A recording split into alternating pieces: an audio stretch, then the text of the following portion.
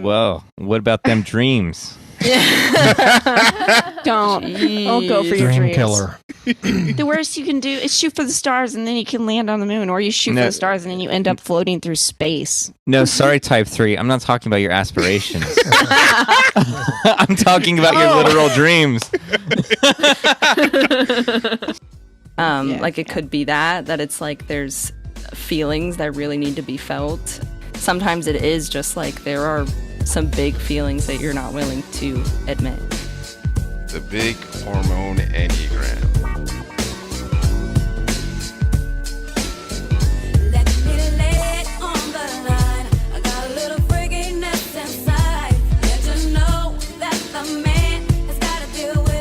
I'm John Malkovich, 415, sexual self-pres, 458 Trifix. I'm David Gray, self-pres sexual, 9 with 1 wing, 974 Trifix. What up, it's Emeka. I'm an 8-wing 7, sexual self-pres with 854 fixes. Hi, I'm Nancy. I'm a 3-wing 4 self-pres social, a 369 Trifix. Hi, I'm Alexandra. I'm a social self-preservation 9-wing 1, 963 Trifix. If you like or hate us, make sure you go like and subscribe on Apple Podcasts and Spotify, and make sure you leave us a review. I'm hearing echo. I don't hear it. I do. Okay, how's that? Is there echo still? No, I don't hear an echo anymore. Great, I'm gonna get my headphones just in case. Yeah, everyone should have headphones. Can we be a little bit? That's a parent. We're like I do not want to be this at this point. I do not want to be annoyed when I'm editing. It's annoying as fuck. So I'm going to be annoying We'll now. turn this car around, and he will go home.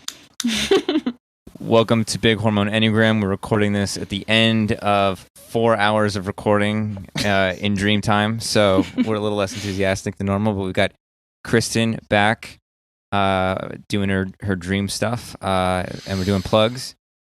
Buy my book, please. Please rate and review my book. Josh Loveline and I have a new Enneagram school called theenneagramschool.com.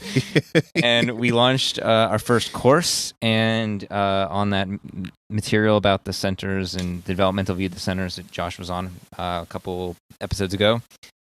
And we've got one more class left, but we realized that we got to add more to the class. So like at least 2 more classes. Because there's just been so much more material than we realized. So if you're still interested in it, we're gonna figure out the kinks, but you can still sign up and watch the episode, the classes we already did, and catch up and get in on it. And then I want to announce Courtney's got her website up. Oh, if you're looking to get Courtney's input, it's CourtneySmithConsulting.com. Okay. And just have that out there. And I think that's what it is. Cool. All right. And Doesn't your partner have a website? Yeah, I want her to. Oh, okay. My bad. Yeah. Go ahead. Yeah, Alexandra, what do you got?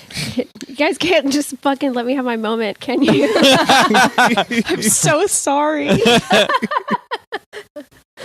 All right. Dun, dun, dun, dun. Your friendly neighborhood 9 has mobilized, and After my getting website bullied. is She's not friendly. after these fucking 4 finally shut up and left me alone. I now have my website up.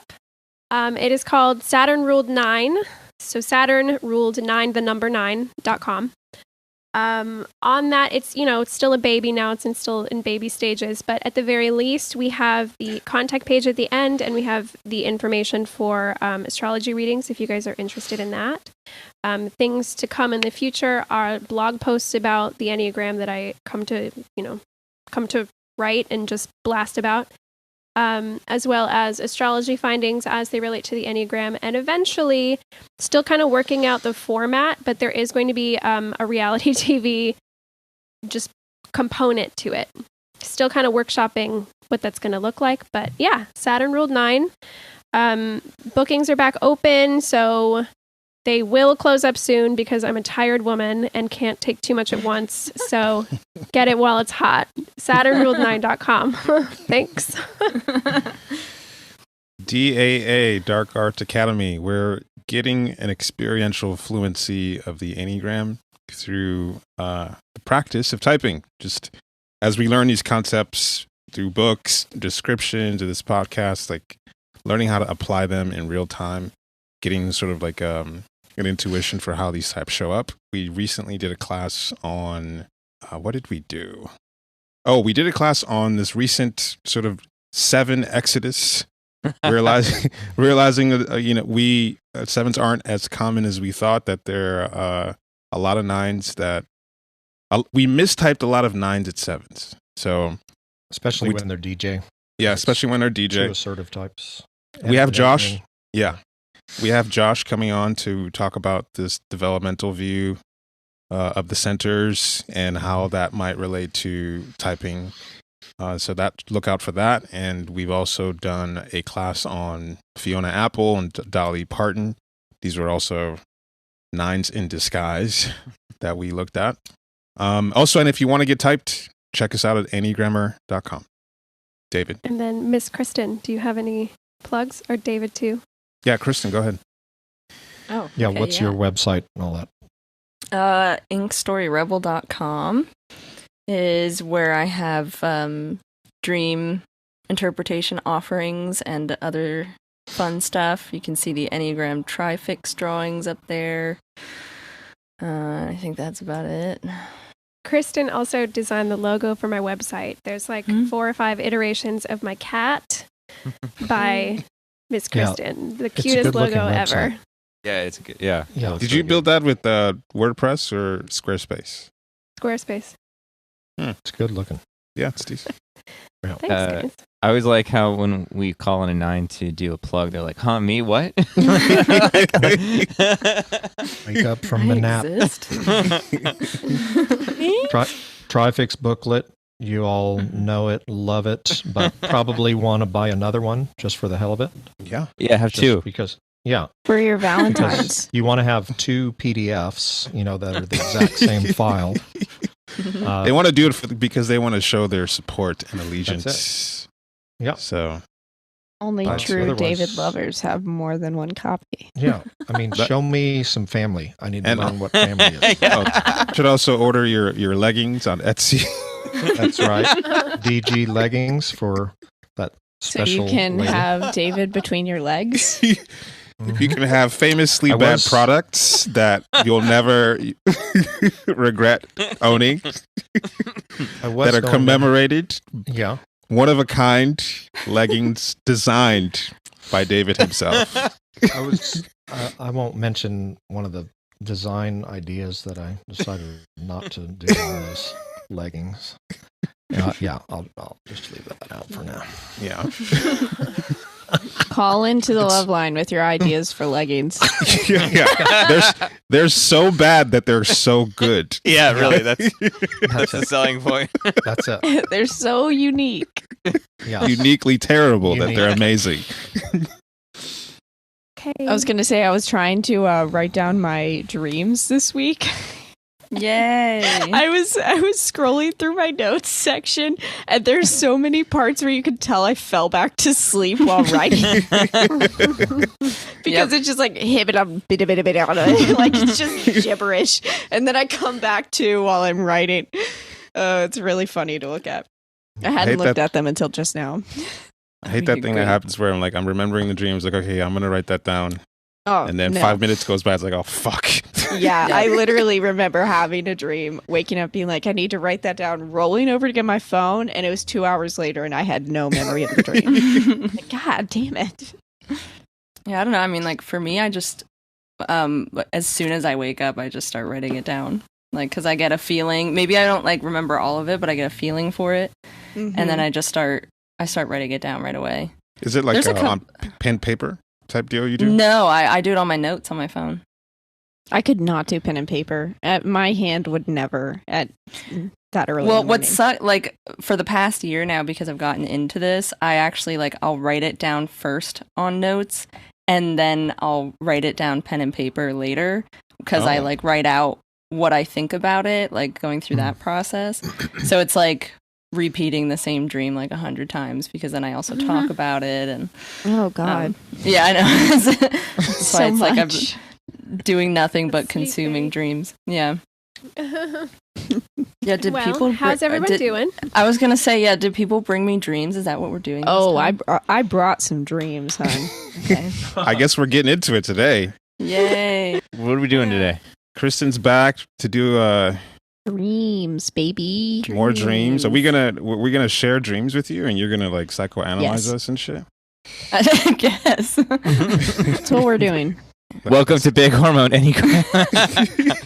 Okay, wait. Let's We're do it again. starting 40 minutes late. Yeah. 38 minutes late, actually. Because of you guys. Yeah. Oh, David. Yeah. Well, at least David is nice and refreshed and will be participating a lot. I don't know about that. Just woke up. See how It's morning verbal. time. He's got the camera on, but he's in the dark. Yeah, that makes a whole lot of sense. That's promising. That's promising. Until I actually lived with a 9, I didn't realize like that thing where they can just fall asleep is just it's so true. And it's fucking frustrating. Brian just folds up like a little pretzel and just goes to sleep. Is there such a thing as a 9 with insomnia? Is that a thing? No. Can we find a 9 who can't I'm go not to sleep? convinced that would exist. I think they probably kill themselves. I can't imagine it'd last very long. There's got to be. If there's a 9 out there with insomnia, hit up the Loveline. Yeah, please write in. We Let need us to know. If you can't sleep, Also, may peace be with you. Also, they're about to kill somebody. Sorry for your loss. I don't miserable know. existence. Yeah, Yeah, a about 9 to that go can't bust. sleep. serial killers. A 9 that can't sleep is Jeffrey Dahmer. That's what happened. This explains a lot. Oh god. Yeah, no, the relationship between 9 and sleep is just unbelievable to me. There's even just like, I mean, I'm gonna know exactly. It's funny. It's funny because like this is obviously the water I swim in, right? So it's like I do not notice and thought it was totally normal. And then when I got with John, when we first got together, he just could not stop commenting on like different 9-ness. He's like, "We're such a body type. You just make so many little sounds. You're just always so sleepy." Like, what kind of existence have you led this whole time that you're so shocked by comfort? Yeah, she'll like, you know, like grunt like when she's just grumpy or something, you know, just, and just little body noises. But yeah, I mean, even like going to sleep is a thing. You know, it's like wind down time is like an intimate time just to be together. Intimate time. Cuddle that's time. Right. Yeah. It's a sacred I mean, it's time. Wind down. Yeah, it's like I'll just read next to her, and that's like intimacy when she falls asleep. I had to explain to Close. I like Brian. the animal presence. I had to explain to Brian that sleeping isn't a coping mechanism. I had to literally lay it out as to why that's not a coping mechanism. That doesn't make any sense. It is a I mechanism disagree with you, but, that they're you know. using. If I can take a nap, I'm having a good day. That's a good day. I'm relaxed and I'm stress free and I can actually nap. It's a rare day when I can nap. Me too. Body wisdom. Stress actually brings on naps for me. Yeah. Yeah. Y'all just will fall asleep standing up. You're like, I'm too stressed. Goodbye. And it's seriously like it's autonomic. I mean, it's in your body. Like things are bad. It's like, oh man, I have to take a nap now. I mean, it's it's like shit is going down. I'm like, activate, let's go. And David's like, time to shut down. Oh, yeah, no. Activate is not what I do when things are stressful. No. It is power down. You know, But cats, then you're just going to wake up from your nap and it's going to be more stressful. I don't understand. This seems like self-sabotage. Everything's going to magically be better. Yeah, because everyone else fixes it for you. Shut the fuck up. Yeah, right. Everyone handles David's issues. You just fucking like, damn. oh wait, I meant well. This is Like I don't triggering know. shit for my three know. self over here. I had good intentions. Well, I do some intricate work in my dream worlds. Oh my god. Hey, Burn you alive on Alexandra, your mattress when you can sleep. you turn yours up just a smidge? You're a little bit lower than everybody else. Oh, turn it up. Okay. Yeah, Oh, just on a the little thing, bit. right? Yeah, on the thing, just a little bit. Everybody solves David's problems for him. That's why there are no problems. Wasn't it New Orleans where there were some How's days that? I was sleeping 14 hours or something? Oh yeah. Yes. It's crazy. Oh my god. Yeah. And you were you had that room that was like you had to get through your room to get into like the main part of the house. I wasn't hearing- I wasn't were hearing just- any of that. And you were just snoring So loud. powerfully. The power. Sleep power. It was like a volcano of snoring, you know? It was like the earth itself was snoring. Yeah. I was like, what is going? And then I was like, you know, like don't wake David, but then we'd like knock something over and be no. He's No, I don't wake up for thunderstorms and stuff. No. I mean, Yeah, Brian Wild. sleeps through like fire alarms. Yeah. I'm actually planning on getting a tattoo in honor of him sleeping. It's gonna be a blobfish. Oh, Nancy, you never really talked to us about the move. I mean, that's a big deal. Oh my god! It's time for you to spiel. God, it's been such a fucking shit show, dude. What happened to going to Finland? Yeah, That just flopped. What happened to everything is a great question. Answer all the questions. Now go. Yeah, because you Okay, were going to talk about your dreams, and this is going to be a factor. Yeah, it will be. Yeah, this it will is be, just going because to be this like is one big all- therapy session. Yeah, this so. is all of its own. That's fine always- because that's I all can we do. fucking use it. Yeah. Aw. So where to begin? Honestly, Talk about your love for the Netherlands. yeah. Well, it all started when I realized the Netherlands was fucked up, dude. First of all, they've only been accepting immigrants from the States for 13 years, so they have no idea how to handle immigration. Like, no idea. So, I, was on a student visa, so it was okay, except it took me 2 months to get a student visa. So, in the Netherlands, because they haven't been accepting immigrants, to have any ability to spend money anywhere other than Amsterdam, you have to have a burger service number, which is like a social security number. And Wait, you to get spend that, money? Yeah, to Like you can't spend just money. get euros from You can only use cash, but lots of places don't take cash. So we couldn't spend money. We couldn't get a phone because they don't allow you to get a phone without that thing, which I can't fucking say. And let's see, you can't get a train card. You can't get anything without this thing. So I got a student visa finally, and we were able to get a bank account, phones, all that stuff set up. It took literally 2 months. It was like hell. We were literally just using Wi-Fi and euros. Wow. And it was so fucking stressful, dude. And then Brian was trying to find a job. So he had been looking for a job. He left in July. He had been looking for a job since April of last year. They all told him he had to be in the country. Okay. Moves to the country early before me to look for a job. Now he's not getting any traction. And when I say that man applied to over 200 jobs, Wow. no response. Literally not a single response. Damn. Because he has to say he's not legally allowed to work in the country, because to get a job there you have to have a visa, but to have a visa you have to have a job. Okay.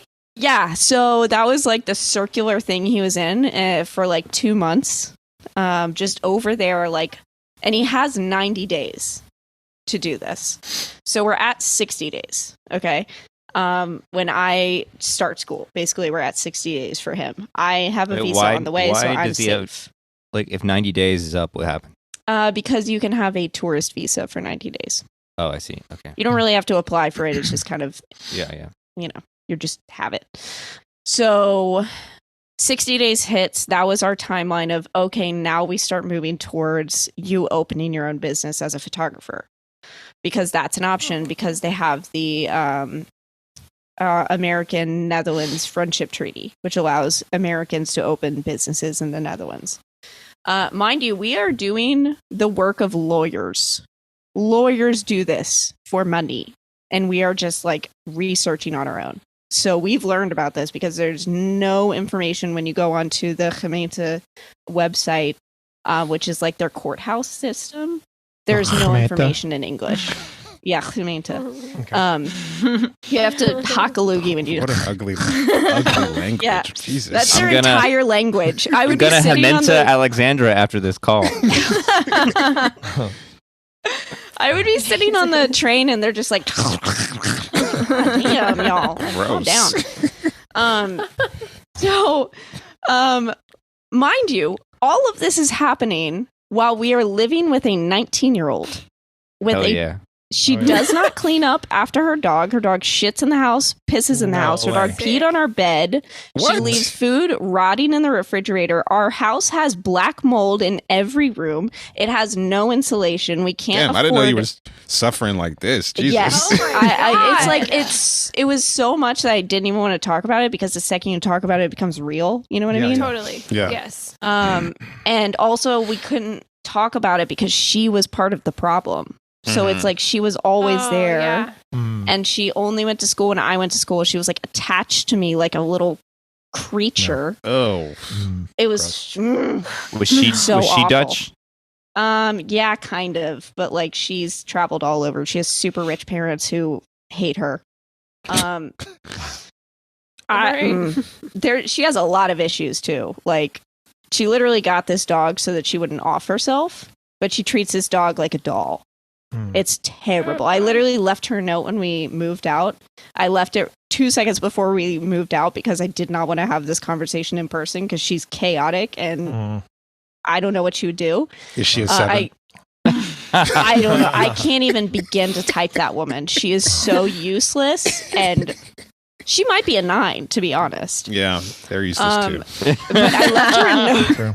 I left her a note that said, "You have to get rid of your dog. Someone would love your dog and you cannot. Like, you have to get rid of her because she would just let her piss everywhere in the house. Like, she did not take care of this dog. It was Damn. so sad." And like leaving shit in the house? Just, Yes. Yeah, and just- she refused to clean it up. You she had just to let it clean sit there. every Sounds better and single better. shit and piss. Yes. We Wow. cleaned up every single one of those of the dog's excrements. That's a nightmare. Good. What the That's fuck? rough. It is.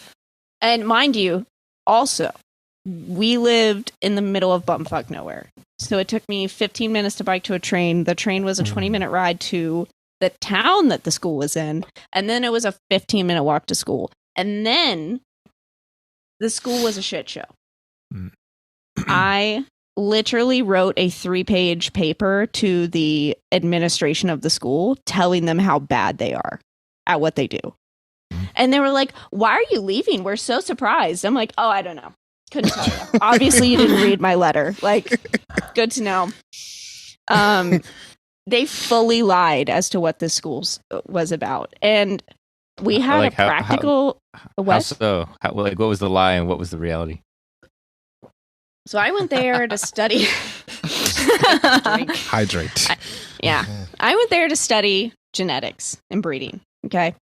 I told them that I wanted to study genetics. Ideally, not so much breeding, but genetics. But, you know, Human when you're breeding. in undergrad, you kind of take what you can. Who doesn't want to study breeding? Breeding. I want to see your semen. Dude, Did get to see a lot of semen, which is great, but horse semen, not human. The good kind. Verify. Sure, Clarify. girl. Sure. No, Brian and I were having zero sex at this point. It was bad. Oh, Oh yikes. man. Yeah, that was because the walls were so thin. It felt like you were like assaulting a child because you live right next to a 19-year-old. It's like I can't have sex with you in the house. Like, you small child. Like, but yeah, the school basically was a business school in disguise. It was like a vocational school, and it was an English program. And these students had maybe a 5th grade level understanding of English. Maybe. The teachers would just switch into Dutch because they didn't understand English. Like, it was a joke of a school. Don't ever let anybody tell you that European schools are better than American schools because it's a fucking joke over there. I was livid. So, like, I literally had a meeting with my advisor, and I was like, you know, is there any way I can make this fit what I wanted to do more? And she basically told me, so in year 2 and 4, you have the ability to like go do like basically a job for 10 weeks or 20 weeks as like a placement as part of your study.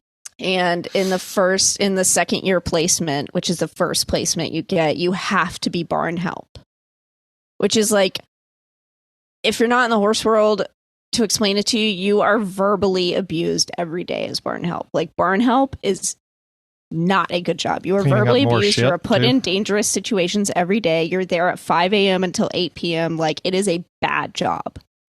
And I was like, no, I'm not doing that because I've already done that in my life. Like, I did that as like from like 13 to 16. I don't need that. And they're like, well, you have to do it. That's part of your study program. And I'm like, says who? I'm literally paying you 11 grand to be here. I'm not going to fucking do barn help. So that was when I decided to drop. This is an anti-barn help podcast. Yeah, don't ever be a groom. Let me tell you, just don't ever be a groom. It's the worst job in the world. For that sounds shitty, but like the only grooms that like stay grooms are people who need visas. Like that's it. So that's when I decided to drop, and we decided to look at other countries. And this whole time, Brian is trying to open his business in the Netherlands. They're not answering him. He has paid them $2,000.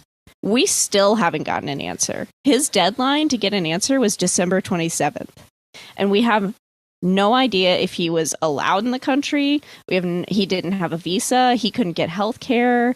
Like, he was on my bank account. He was on my phone plan, like everything. He had nothing. We have no idea what was going on. They were just like, we'll get to it. Like the whole time. So at the end of the day, like our decision came down to, do we want to keep trying to get into Finland? Because in Finland, you cannot come over without a job. Like, oh, so it's not necessarily even better. No, but they will take immigrants. So, like, these jobs will take immigrants. They will sponsor you because it's a lot easier on the business side. Like, it doesn't put them in danger, basically. So, it is technically easier to get over to Finland, but you have to get a job and you have to have skills that they want. So, we were applying for like a month to Finnish jobs, and we got zero traction there, too, because we don't know Finnish. And Finnish is even worse than Dutch. Jesus. So we were like, do we want to keep pushing, knowing that at any point Brian could get kicked out of the country, knowing that we are hemorrhaging money right now because also we're paying $1,500 to live in a house with no heat that has black mold in it? Or do we want to just go? No heat, basically. Because the heating crisis, the energy crisis over there is like shit. Mm. Oh, right. Yeah. Yeah. So we couldn't, like, our heat cost like minimal to keep it 14 to 58 degrees in the apartment or in the house. It cost us €700 a month. What? Yeah. Wow. Like, and that's like not during the night. Like, it got down to like 8, which is 40 at night in our house. And the story just you keeps were getting better and better. Yeah. We were like on suicide watch for our roommate. Like, we were really terrified she was going to off herself. Because you guys were moving, she was going to off herself? Wow. Yeah. Like, she was not stable. And she tried to reach out, and I'm like, no. Yeah. That you are not my problem. Damn, this was a nightmare from all fucking angles. It was awful. I mean, it was awful. And it was one of those things that it was like, we had been planning this for 3 years. It turned out so fucking terribly. And it's like, do we want to admit while we're in that situation how terrible it is, or do we want to just keep pushing? Right. And Brian and I finally had like a sit down talk over Christmas where we were like, this is not sustainable.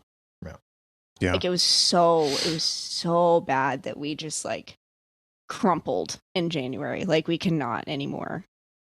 Well, It took like everything in us to even try. I think the lesson here is USA. But that's Team the worst America. fucking part. It's like, we thought it was going to be like, Yeah. we didn't think it was going to solve all of our problems. Let's be very clear. Like, we knew it was going to be hard.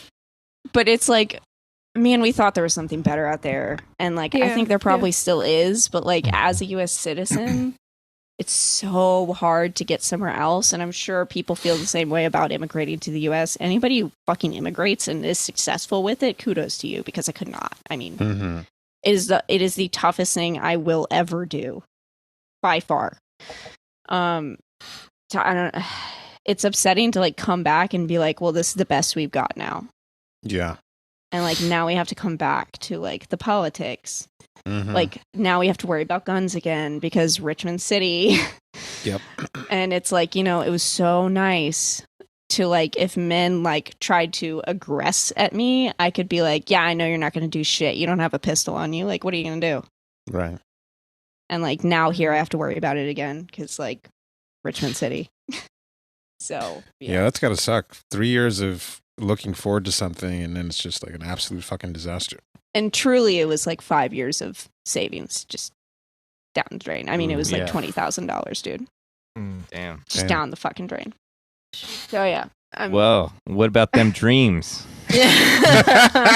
Don't go for your Dream dreams. killer. The worst you can do is shoot for the stars and then you can land on the moon, or you shoot for the stars and then you end up floating through space. No, sorry, type 3. I'm not talking about your aspirations. I'm talking about your literal dreams. No, we got a bunch of nines on this call. We're talking about being sleepy. Yeah. Oh, let's talk about dreams. I got some good ones. Yeah, so I want to hear about your dreams now that you've shared your trauma with us. Oh, cool, yeah. I got some good ones. Yeah, actually, did you have any dreams during, I'm assuming some of your dreams have been during all that time. It could be cool to see how that ties all in. So do you have any like Netherlands disaster dreams for us? I actually couldn't sleep for like 5 to 8 days straight. I don't really remember. Damn. Yeah, that makes sense. Because I was just, so I couldn't sleep for a long, long time. So I don't have any specific dreams from like when I was in the Netherlands, but my dreams have been going bonkers since I got back. Like nonstop. Oh, well, you can't see, but there's a lot of dreams. Give us the best one. I can just go with the most recent, which includes a beheading. Kristen, let's do that. What would you recommend she start with? Yeah. Sequential you're order. in charge of this call, Kristen. Go. Yeah, even it's a sequential order or whatever comes up or what.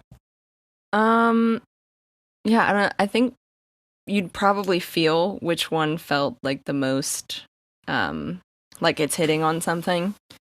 If that makes sense. Like you'll feel the most one. Yeah, you'll feel the most profound one when you're looking at them. The one that hurts the most. Yeah. So I think I'm going to go with the one with the beheading. Oh yeah, that sounds great. Yes. People getting capital punishment is often in my dreams. Actually, it's a pretty common one. But it's always really like jarring when it happens, and I'm not used to it. But this one, it's kind of comical because of how ridiculous it is. So, basically, me and my best friend that is in Richmond, we were framed for murder, and we got arrested. And I don't know what happened to the trial. Fuck a trial, right? And so we were just sentenced to be beheaded. And so we were waiting in the jail cell to be beheaded. It was like 20 minutes before we were set to die. And we found I found a grate in the floor and was like, we can escape. So we climb through the grate and go into the woods. And we have to split up because they're looking for two of us, right? So we have to split up. And so now I'm left alone in the woods, and they're very much like an American woods. I spent a lot of time growing up in the East Coast woods. So it's all these oak trees, and I'm very familiar with it, but I couldn't, I have a lot of survival skills, but I couldn't think of any of them in the moment. And that was really stressful to me because I was like, I've been planning my whole life for this moment to survive in the woods as a self-pres. And I can't think of any of my skills. I don't know how to make a fire. I don't know how to do anything. So I'm just running through the woods. I don't even know where I am, which I'm I should know where I am. And that was really disturbing to me in the dream, which honestly, in a real life situation, I probably wouldn't be able to think of anything anyway, but it was really disturbing to me. So I was running through the woods and it was pouring rain. It was really cold. So I was like, I'm going to get hypothermia if I don't fix this situation that I'm in. So I like found shelter in like a dead log. And I like crawl out when the rain stops and there's a fucking sheriff sitting there. I was like, God damn it. Cause I had just hidden from like this ultra marathon that was being run in these woods. Like I was like, ooh, gotta hide. Cause they're looking for me. So I hid in this dead log, come out when they're gone, come out when the rain stops, and there's a fucking sheriff sitting there. And the sheriff is in like the uniform that's my hometown sheriff uniform. Like I know what they wear. And he's just like, well, hey there, little lady, like real Southern and like trying to be like good cop with me. And he's like, I know you didn't do nothing wrong. Like really weird Southern dad vibe. Like it was a really strange interaction. I don't remember what he said after that, but he basically convinced me to come back and die. Nice. Get your head cut off? I don't know why. And so I go, and he was alone. So it's like, I could have taken him. I don't know why I didn't fight this. And so I go back to now an outdoor cell that's like a Lincoln Logs lined cell. Like the most ridiculous cell you can think of. And it's outside. And Hunter, my best friend, comes in. So they caught him too. And he comes in. And so we're sitting there and we're like waiting to be beheaded. And he's like, by the way, I did murder those people. Son of a bitch, Hunter. And I was like, Hunter, what the fuck? Like, I got so mad at him.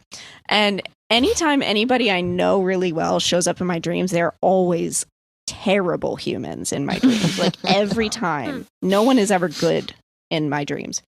So I've actually had multiple bad dreams about this particular friend, and he's always so insulted. But anyway, so he tells me this, and then he's like, beheads himself. So no one was around. He didn't confess to anyone except me. And then he just cuts off his own head. And in the most bizarre way, he like takes this caution sign, this triangle caution sign, and like ties it to a rope around his neck and just throws it in a circle, and it somehow beheads him. It is the most ridiculous. Yeah. And I watched it happen. And then they carried his body away, and I was like, great. Now I'm here knowing that I didn't do it. He did it. And to prove my innocence, they were like, well, if you can do this jigsaw puzzle, you can prove your innocence. Wow. I suck at puzzles. I am horrible at puzzles. And I know this about myself. And that was where the dream ended. Oh, I love it. I love it so much. Chaos. Yeah, seriously. Wow. Scene. Oh my God. Well, okay. Do I even have to like first explain how much that mirrors like actual stuff that's going on? Like, did because you to hear? Me it sounds like complete chaos. Right. And like the whole, I've noticed with threes and their dreams have a lot of like competency challenges. Oh, really? Yeah. Oh, that's interesting. Right. That it's like there's certain like symbols or imagery that are obviously like some kind of game or competency, like a test of one's competency, basically. So it's interesting, like how much that frustrates like a competency type. It's interesting to see that. Yeah, that does happen a lot in my dreams, actually. Right. And so I think I probably want to ask, like, because you've mentioned this friend is in multiple dreams. What exactly, who are they and what they mean to you? They're probably one of my best friends. His name's Hunter. We haven't been friends for that long of a time, but it's been a very meaningful friendship. So we climb together, and to do the kind of climbing that we do, you have to have like a really, like, you have to like mind meld is what we call it. because it's lead climbing, you take the rope up with you. We have to catch each other if we fall. Like, it's a very dramatic kind of climbing. So like most of our friendship is built on us doing that together. So it kind of got us very close very quickly. And we spend like at least part of pretty much every day hanging out. Like we've hung out for like 36 days straight at times. So we're just like very close. We get each other very well. He's like Hunter's best friend, or Brian's best friend. For the guys who were at the wedding, he was the guy who did the dance with Brian, who he's completely gay for.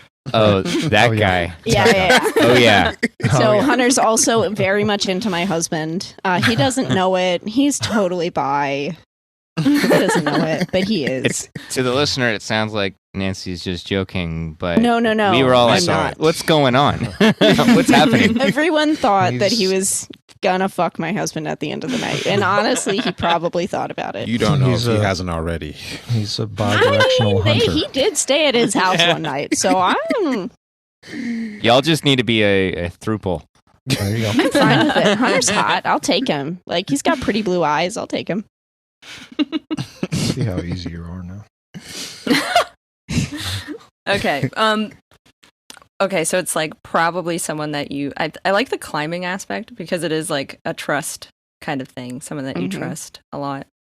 The beheading thing is interesting because specifically to be beheaded requires that, removal of the head center, if you even want to think about it that way, that it's like your dreams trying to tell you that like something has to happen. The ego thinks and is equating it to something extremely violent, and it's going to be something that you've relied on for a while, but everyone in the dream is trying to tell you it's okay, it just has to happen. But the ego is constantly fighting. Even the person that you trust the most is saying like, we got to do this. I did it. You got to do it. So it's like the unconscious is demanding. Yeah, the unconscious is demanding something from the ego to sacrifice. Like it's trying to get you to sacrifice something, but the ego's like, fuck no, I can't do that. So that's why I think it's interesting that it's specifically ahead, because it's going to be something that either a way of thinking that you've always relied on. It's going to be like you think of, masculine ideas. A lot of the time it's like this kind of way of relating to the world that is linear, straightforward, face value. Like that's what you kind of want to associate with head area things. So can you kind of go back to like specifically with the beginning where it was set and where it ends up? Like before we escaped prison? Like where's the setting of the dream in the beginning? It started, so I don't have a specific setting before we ended up in like the jail cell. Okay. But that's where it started, is the jail cell. That's what I'm. Yeah, I think so. Okay. There might have been something before that, but I don't remember it. Because I think like when you're breaking down a dream, where you start is going to be one of the biggest like indicators of what this is pertaining to. So I know you've said before about like your dreams are oftentimes places where you're stuck. And so when you think of the beginning, all right, Kristen, I need you to stop listening to me so closely. That's really rude. Sorry, I remember things really well. That's okay. Okay. So like when you're in a jail cell, like you have to think that's like the biggest place and symbol that is like you cannot leave at all. You're literally stuck. So I'd want to know like where this stuckness even comes from within you. Like, is it something of your own? Obviously, it's your own entrapment, that there's a lot of blame in the dream too, of like who did it and who put you there and stuff like that. So it's like trying to look for the outside source of something that is actually happening internally, if that makes sense. Yeah, that makes a lot of sense. Okay. I know you're probably going to hate me. No.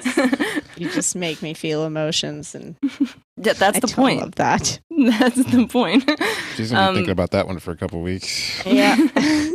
Yeah, because I mean, I can't. That's why I can't answer that for you. I don't know you personally as to like what that looks like within you, but I can imagine for a 3, and especially for competency, self-preservation, stuff like that. Like a lot of, especially that moment in the woods where you're like feeling disturbed over your competency for self-preservation needs, like what you're relying on, how you're surviving, that whole part, like as you're talking about it, which is one of the good things about talking about your dream, is like you can hear yourself say like how disturbed you're being over something, and even just listening to you talk about all of the stuff that happened in the Netherlands, like you felt extremely disturbed talking about even just like the money, like the amount, like this self-preservation need for survival, all of your what's going on in your house, well, apartment, and all of that stuff is just something that is basic survival. And how, if I don't know how to navigate this, then how do I survive it? Mm-hmm. It's also interesting, I've noticed in my own dreams, like police, and I know you mentioned like capital punishment and stuff like that. That's like huge 6 area, huge inner authority area. Interesting. Yeah. So when police show up, it's like that's your own inner authority coming and also trying to tell you like, hey, this, you got to do this. You know, the ego's like, why would I? You know, I don't get it. But it's like every aspect of the dream is trying to get you to make this sacrifice, trying to get you to see something differently, to associate with something differently, and you're just constantly either fearing it, trying to slip away from it. Like you use the word escape. Mm-hmm. That it's. I'm trying to think too about like the traffic cone thing. Because even traffic cones, I mean, you can think of like that's a way to basically. Well, it's actually a caution sign. Okay, caution sign. Specific, if you want to be specific. Right. I don't know. Yes, I would want to be specific. Yeah. Okay. Like caution signs are meant to like direct people in a certain place, like direct movement. And it's a universal sign to direct movement, so that's interesting too. Like it's something that you could be, I guess, incorporating into this whole dream of like every single little symbol is going to point you into some kind of direction. Like even a forest is usually or typically related to the unconscious because it's a lot of hidden energy and a lot of like you don't know what's going to happen, you don't know how far it goes, stuff like that. Well, just a thought that came to me, just to go back to where the sheriff showed up and like that, that's like 6 territory telling my ego that I need to do this. Yeah. It just occurred to me that there was nothing in between how he got, like there was no information about how he got me to go back. Mm-hmm. And it's interesting to me that like it's almost like the 6 was just like, shut up, don't think about it, and just do it. Right. Well, and like you can't think about it because then you won't do it. Even the hometown, like the outfit that he was wearing, you know, like that's is that this where you are now? Mm-hmm. Yeah. Okay. It's like the actual county that I'm in. Right. Because that, I mean, the aspect of home and what that means to you too. Like if he's wearing something that you identify with being at home, like oftentimes, you know, your unconscious will put little symbols in there of what the ego will associate with home, but even just the concept of home, like what that means to you. Because I'm sure obviously that's going to be a huge thing that you're thinking of during this time. So even your concept of that needs you to sacrifice something in order to be on its side or to understand it better, if that makes sense. Yeah, a little. Mm-hmm. Because it's easier for me to like have the dream in front of me so I can like hit it. So excuse me if I forget things a lot of the time. That's okay. But because it was really long, but and very weird.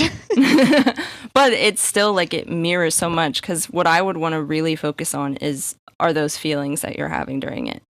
That there's a feeling of panic, there's a feeling of something being asked of you that you don't want to do, there's a feeling of blaming, and all of these feelings are mirroring what you're going through right now. And so identifying where the feelings, because I think what our egos typically want to do is when we have these dreams is basically identify with everything that the ego is going through in the dream. Like, yeah, they shouldn't have killed me and they shouldn't have, sentenced me off to do this thing. But, there's no point then in looking at the dream. That the feelings, though, are definitely true. It's just where are you putting them externally and where are they actually coming from internally? So, like, what are you actually blaming for all of this to go wrong? And what is, like, actually to look at within yourself of, like, why you're even blaming something in the first place? Interesting.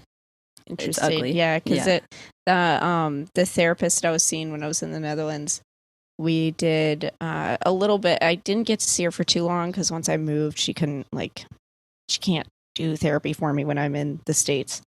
But we did a lot of work around like dealing with that blame of like, this isn't, what I wanted. So it's interesting that you bring that up because there was a lot of like, what do I do with this? So we didn't get an answer. I think that's kind of where the whole sacrificial element comes in to this dream. Is like it's asking something from you that you probably don't want to, like a direction you don't really want to go in. Now, depending on what that is for you, like I don't know if you're someone that like definitely just hides all feeling and anger, or rather like you hide the feeling or the true feeling, but you express the anger. Like it could be that it's like there's feelings that really need to be felt. A sense of defeat, maybe. I mean, because I'm not a core 3, but I can imagine core 3s having a thing with defeat, especially because of the game at the end. I like totally forgot even to mention the puzzle. Like if it's the number one thing you can't do, and yet they're forcing you to do it, that's huge. Like that's like admitting defeat in a way, or really trying to understand like that whole part even just sounds like the unconscious being a trickster sort of thing. Like, oh, here you go, do this thing that you fucking suck at. Yeah, exactly. Experience this awful feeling. Right, exactly. Yeah. And that's a lot of dreams I don't want to make them all seem pretty simple, but sometimes it is just like there are some big feelings that you're not willing to admit. Like if you were to admit that you're defeated with all of this, like with everything you went through, with everything you had to do, every like aspect that kind of crumbled, if there was a part of you that just needed to say like, fuck, I fucked up, like, is that something that's horrible to you? Is that something that's like, for there to be a beheading and a sacrifice, like it's going to be something big that you really don't want to admit or feel. Because obviously the ego's like, this is the worst fucking way for this to happen, or this is the worst thing to ask of me. That's probably what it wants you to do or feel. Yeah, no, that tracks. That makes sense. No, it's okay. Look, I wouldn't be on this podcast if I wasn't okay with this. How are you feeling in response to it? Really sad. Oh. Yeah. That's the power of DREAMWORK. Nancy, do you think there is something really powerful that you tried to do it and did do it? Like the circumstances that caused it to not work out were not within your ability or your control. You still did a lot of like really strong individuation and a really like strong amount of output. That's like huge. Yeah. And it's all part of like the learning process, like you're going to learn from it no matter what. It's not something that you just, give up on her or say like it never happened or whatever. Like it's always going to be somewhere integrated somewhere within you. Yeah. What's coming up for you, Nancy? I feel like I really have to face failure. Yeah, like I just feel like I failed, and I don't think I'm wrong in saying that. I think a lot of people, their gut reaction is like to say that, oh, you didn't fail. But we did. And it's something we've been working towards for a long time. So, and it's like, was kind of our worst fear. So it's just a big emotion.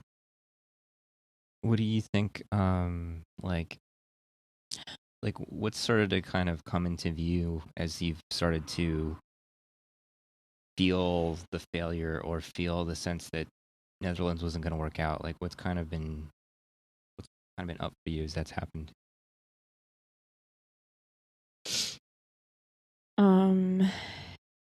It's a bit hard to put into words, but it's almost like a meaninglessness of actions. Mm-hmm. Like things don't matter.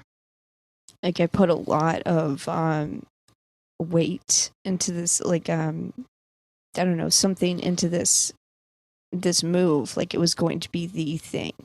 Right.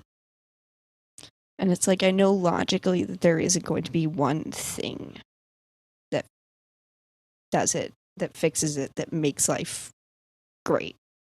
But I hoped it would get me closer. So yeah, I guess just coming to the realization that actions don't mean much. What was the, like when you're saying the thing, like what do you mean the thing? What did that mean for you? It always feels like I'm not in the place I should be, or I'm not doing the thing that I should be doing. Mm-hmm. So I thought this might get me closer to feeling like I'm in the place I should be.